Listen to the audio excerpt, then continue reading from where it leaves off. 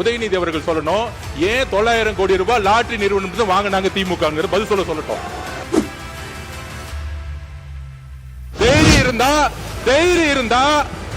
இருந்தா லாட்டரி நிறுவனம் 900 கோடி ரூபாய் திரு மு.க. ஸ்டாலின் அவர்கள் ஏன் வாங்கினார்கள்? தைரியம் இருந்தா சொல்லுங்க. அப்ப சொல்லுங்க. திமுக ஏன் லாட்டரி நடத்துகின்ற நிறுவனத்திடம் என்று ஃபண்டு வாங்கினாங்க அப்படின்னு கேட்குறாரு. அது கொடுத்தது அவருடைய மாமனார் தான். அவருடைய மாமனார்கிட்ட கேட்டு அந்த விளக்கத்தை அவர் பெற்றுக்கொள்ள வேண்டும். அது அவரும் உங்க அப்பாவுக்கு மட்டும்தான் தெரியும். உங்க அப்பா கிட்ட தான் கேட்கணும், எனக்கு தெரியாது. அப்பாவை இங்க காணோம். வீட்டுக்கு போய் உங்க அப்பாட்ட கேளுங்க. உங்க அப்பா கரெக்டா சொல்லுவாரு. ஏன் வாங்கினாரு உங்க அப்பா சொல்லுவாரு.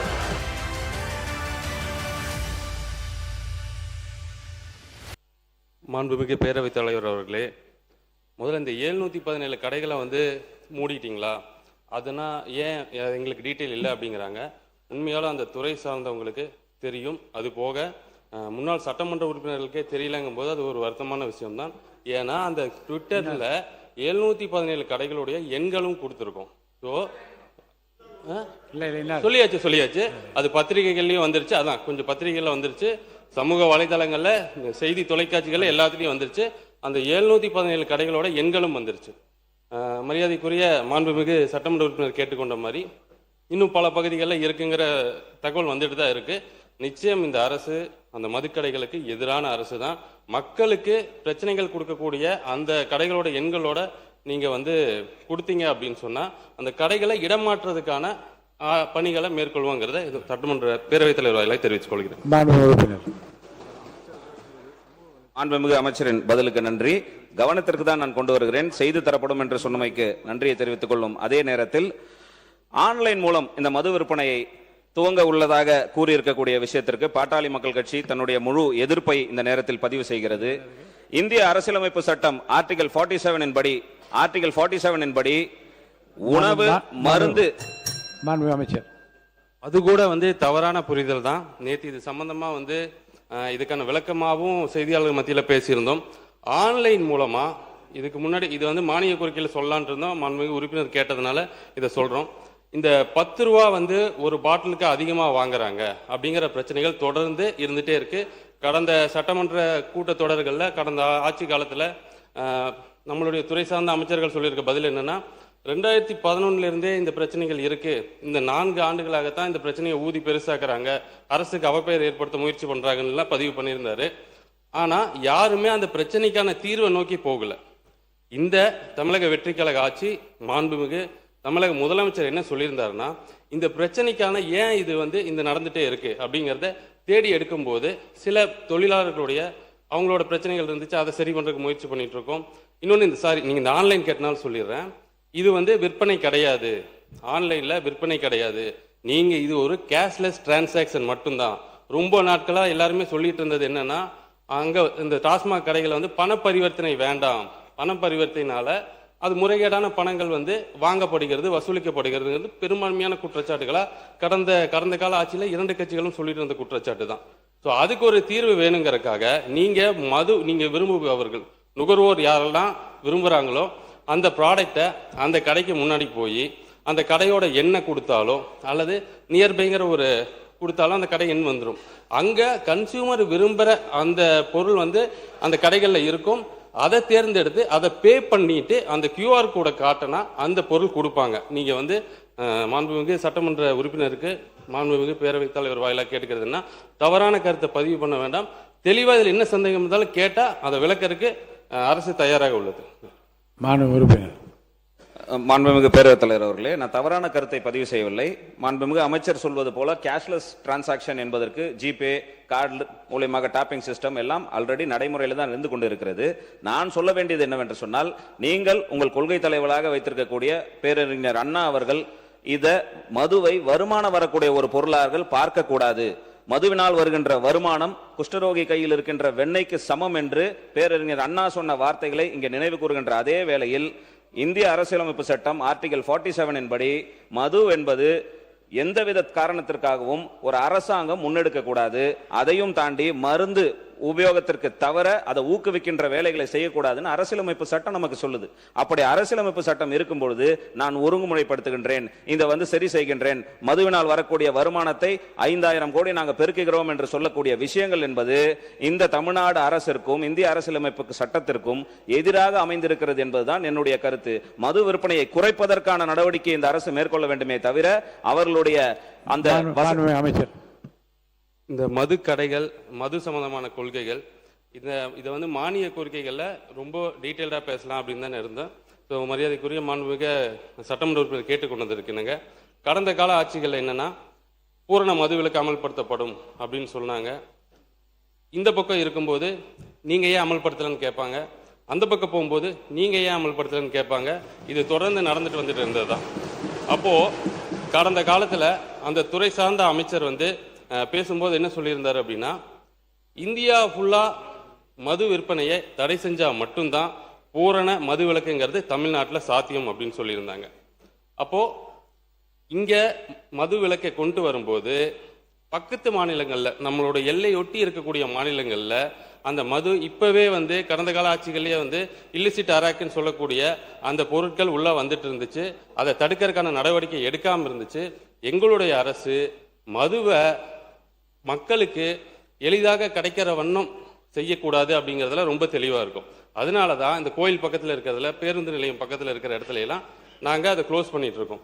அப்புறம் மாண்புமிகு சட்டமன்ற உறுப்பினருக்கு ஒன்று தெரிவிச்சுக்கிறது என்னன்னா, தமிழக வெற்றி கழகம் என்னைக்கும் மதுவினால் வரக்கூடிய வருமானத்தை உயர்த்துவோம் அப்படின்னு எங்கேயும் சொன்னதும் கிடையாது.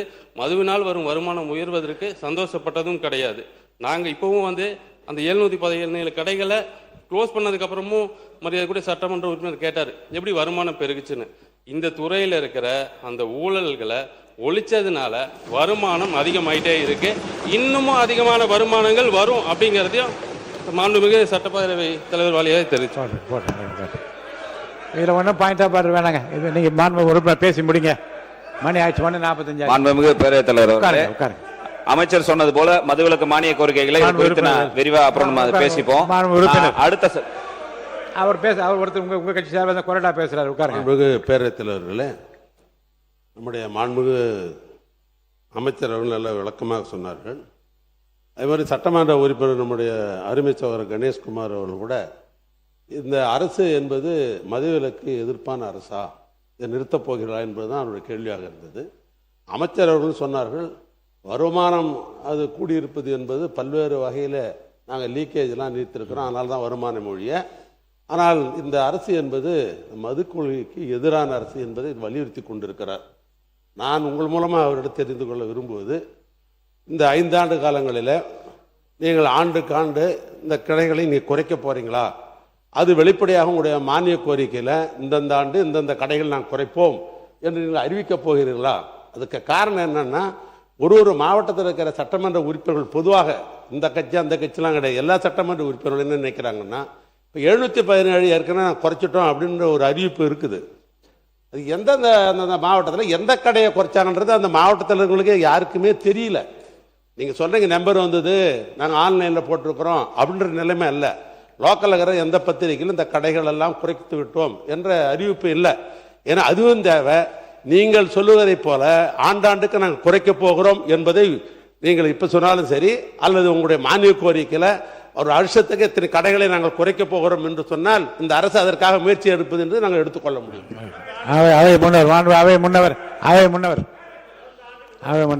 மாண்பு பேரவைத் தலைவர்களே, மதுவிலக்கை கொண்டு வந்தவர்களே யார் என்பது நாடறியும். மதுவிலக்கை முதலே கொண்டு வந்தவர் நீங்கள் தான். இப்போது அதற்காக வக்காலத்து வாங்கி கொண்டிருப்பவர் நீங்கள் தான்.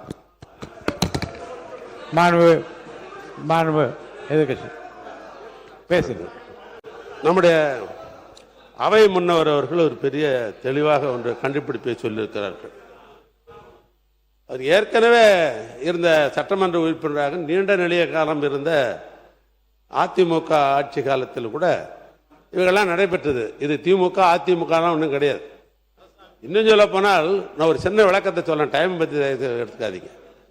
காங்கிரஸ் பேரியக்கம் ஆண்டு கொண்டிருக்கிற பொழுது அப்பொழுது நேரு அவர்கள் டேக்சன் கமிட்டின்னு ஒரு கமிட்டி அனுப்பினார், எல்லா மாநிலத்துக்கும் அனுப்பினார், இந்த சாராய கடையெல்லாம் திறக்கவே கூடாது அப்படின்னு. அப்போ தமிழ்நாட்டில் காங்கிரஸ் சார்பாக என்ன சொன்னாங்க தெரியுமா? திருட்டு சாராயம் காவிரி ஆறை போல ஓடுகிறது, அதை கட்டுப்படுத்த வேண்டும் என்று சொன்னால் சாராய கடை இருக்க வேண்டும். அது தப்பான விஷயம் இல்லை. திருட்டு சாராயம் சாப்பிட்டா உடம்பெல்லாம் கெட்டு இன்னும் ஆஸ்பத்திரிக்கு அதிகமாக செத்து விடுவோம் என்ற அடிப்படையில் தான் அந்த கருத்து சொல்லப்படுது. வேணுன்றதுக்காக சொல்லப்பட்ட கருத்து அல்ல. அதனால ஏற்கனவே நீங்கள் அதிமுகவில் அமைச்சராக இருந்த காலத்திலும் அப்பொழுது நடைபெற்றது. அப்போ நீங்கள் அறிவுரை சொல்லி வேணான்னு சொல்லியிருக்கலாம், அதை வேணான்னு சொல்லியிருக்கலாம். ஒன்று. இன்னொன்று, அமைச்சர் அவர்கள் நீங்கள் நல்லா தான் பதில் சொல்கிறீங்க, ரொம்ப சின்ன வயசாக தான் நல்லா பதில் சொல்கிறீங்க. ஆனால் போகிற போகிறதுக்குள்ள ஒரு அடி அடிக்கிறீங்க. என்னன்னா ஊழல்னு எப்பயும் சொல்கிறேன். ஊழல்னு யார் பேசினாலும் சரி, அதற்குரிய ஆதாரத்தை சட்டமன்றத்தை வரலாம். மேடையில் எப்படி வேணாலும் பேசலாம், எப்படி வேணாலும் பேசலாம், அது ஒன்றும் தவறு இல்லை. மேடையில் ஒரு மாதிரி பேசிக்குவாங்க. ஆனால் ஊழல் என்றால் அதற்கு எப்போ ஆதாரம் தர வேண்டும். ஆதாரம் கொடுத்தா தானே நாங்கள் அடுத்த கட்டத்துக்கு நாங்கள் போக முடியும். ஆதாரம் இல்லாமல் சட்டசபையில, எனவே அதை தயவு செய்து நீங்க அவை குறிப்பில் எடுக்கணும். ஊழல்னு சொன்னா உங்ககிட்ட கூட கொடுக்கட்ட சான்று யாரா இருந்தாலும் ஏற்கனவே சான்று கொடுத்தால்தான். ஏற்கனவே அறிவுறுத்தியது தான் அது. ஊழல் என்ற வார்த்தை மட்டும் அவைக்குள் நீக்கப்படுகிறது. மாண்புமிகு மக்கள் நலத்துறை அமைச்சர்கள்.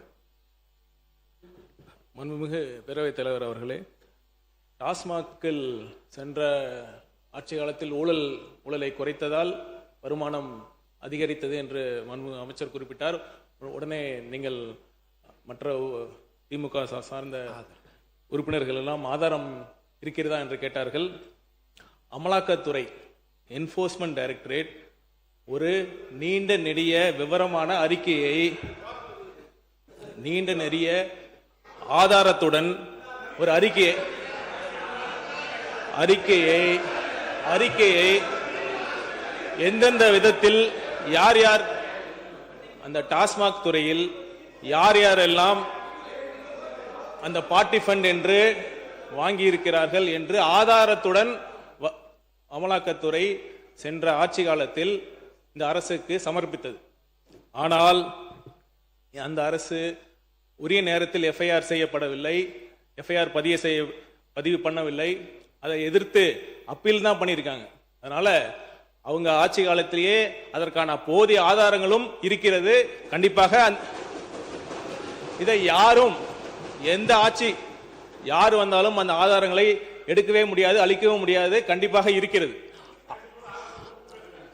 அந்த ஆதார் பிளஸ் அந்த மக்களே சாட்சி. நன்றி. மாண்புமிகு உறுப்பினர் கணேஷ்குமார், சீக்கிரமா முடிச்சிருங்க. மாண்புமிகு பேரவைத் தலைவர்களே, நான் இன்னும் பேசவே ஆரம்பிக்கல. மானிய கோரிக்கை உள்ளே நான் போல இன்னும் இல்ல. மாண்புமிகு பேரவைத் தலைவர்களே, ஆதாரம் கேட்குறாங்க. இது எல்லோருக்கும் தெரிஞ்சது தான். மது விலக்கு கொள்கைங்கிறது எங்களுடைய கொள்கை, போதையில்லா தமிழகம் எங்களுடைய கொள்கை. ஆட்சிக்கு வந்த பின்போ ஆட்சிக்கு வருவதற்கு முன்போ இங்க இருக்கக்கூடிய சட்டமன்ற உறுப்பினர்களும் சரி, இங்க இருக்கக்கூடிய அமைச்சர்களும் சரி, எந்த தொழில்களிலும் நாங்கள் ஈடுபட்டது கிடையாது. முக்கியமாக மதுவில். ஆட்சிக்கு வந்த பிறகு திமுகவுடைய ட்ரெஷரர் சாராய ஆலையை நடத்துகிறாரா இல்லையா? ஒரு கேள்வி. திமுகவுடைய பாராளுமன்ற உறுப்பினர் ஜெகத் ரட்சகன் சாராய ஆலையை நடத்துகிறாரா இல்லையா? அப்ப சாராய ஆலையை நடத்தி கொண்டு டாஸ்மாக் நிறுவனம் மூலம் ஆர்டர் வந்து யார் வாங்கினது?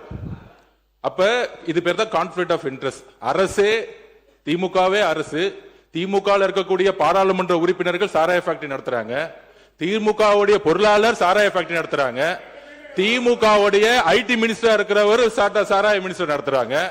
இதுக்கு மேல என்ன ஆதாரம் வேணும்? பேசுங்க. ஒரே ஒரு நிமிஷம். மாண்புமிகு உறுப்பினர் லாட்டரிங்கிறாங்க. திரு உதயநிதி அவர்கள் சொல்லணும், ஏன் 900 கோடி ரூபாய் லாட்டரி நிறுவனம் வாங்கினாங்க திமுக?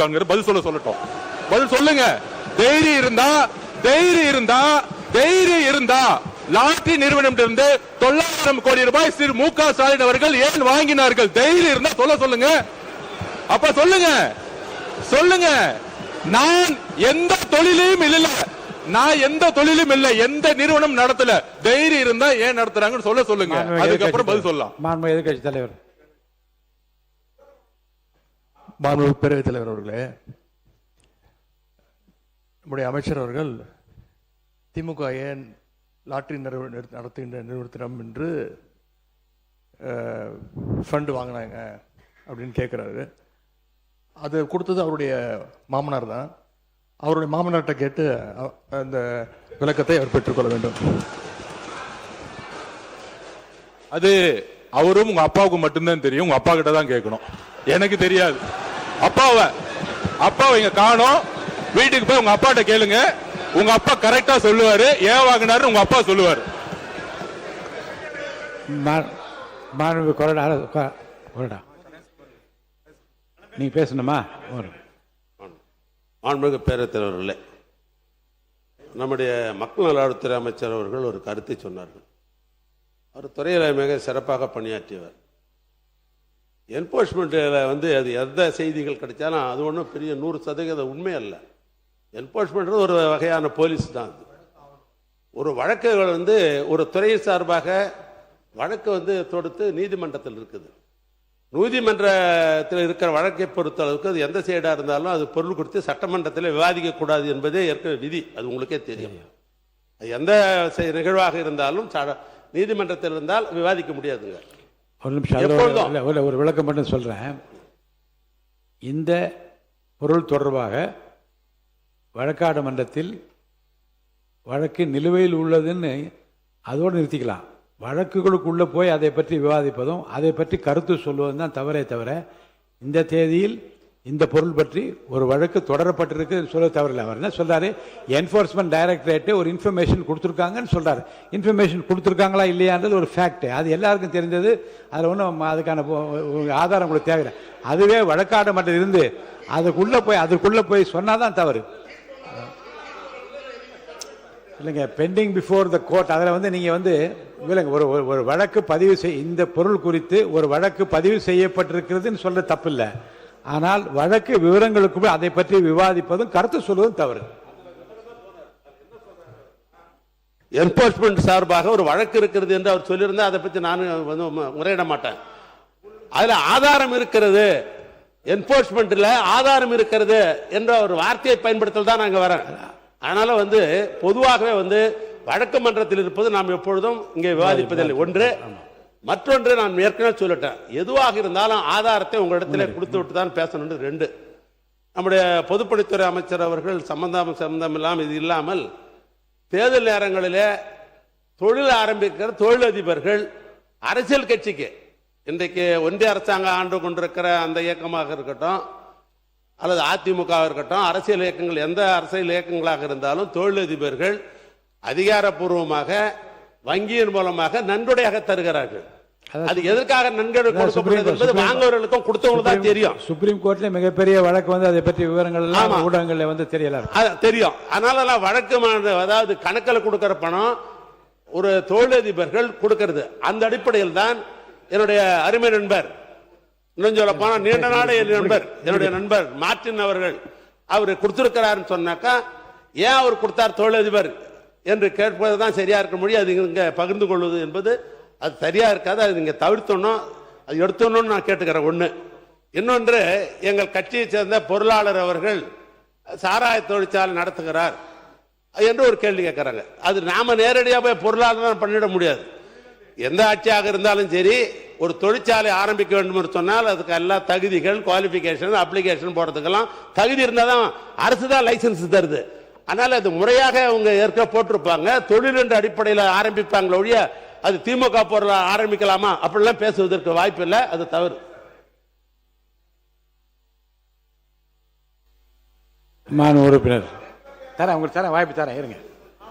பேரவைத் தலைவர் அவர்களே, அவர் ஏற்கனவே உயர்கல்வித்துறை அமைச்சர் பேசுகிற போது அவையில் இல்லாதவர்களை பற்றி பேச வேண்டாம் என்று காலையிலே சொன்னார்கள். இப்போது முன்னாள் முதலமைச்சர் அவர்களை பற்றி நேரம் அப்பாவை கேளுங்க, மாமாவை கேளுங்கலாம், எல்லாம் அவை குறிப்பிலேருந்து எடுங்க அப்படிலாம் கேட்கறது. அவை குறிப்பிலேருந்து எடுங்க. நீங்க பேசுங்க. தலைவர்களே, நன்கொடை என்பது எல்லா அரசுக்கும் உண்மைதான். ஆனா நன்கொடை என்பது வாங்கினார்களா, அந்த பணிக்கு நான் இந்த பணியை கொடுக்கிறோம் என்று வாங்கினாரா என்பது மாண்புமிகு முன்னாள் ஐஏஎஸ் மினிஸ்டருக்கு நல்லாவே தெரியும். எந்த பணிக்கு என்னென்ன பண்ணாங்கிறது அவருக்கே தெரியும். அதனால ஆதாரம் இருக்கு என்ற எதிர்கட்சி தலைவரே ஆதாரம். ஏன் நேரில் ஆதாரம் உட்காருங்க உட்காருங்க. எந்த சொன்னது அது உண்மை இருக்கு என்று வந்து சொல்வது வந்து நியாயம் இல்லை, சட்டத்துக்கு புறம்பானது. உட்காருங்க உட்காருங்க உட்காருங்க.